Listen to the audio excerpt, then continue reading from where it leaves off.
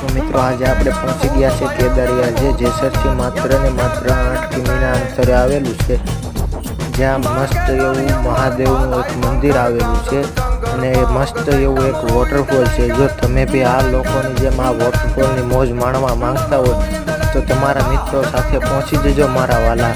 આવા ને આવા અવનવા લોકેશન માટે આપણી ચેનલને સબસ્ક્રાઈબ કરો અને કોમેન્ટ કરો લોકેશન તમને કેવું લાગ્યું।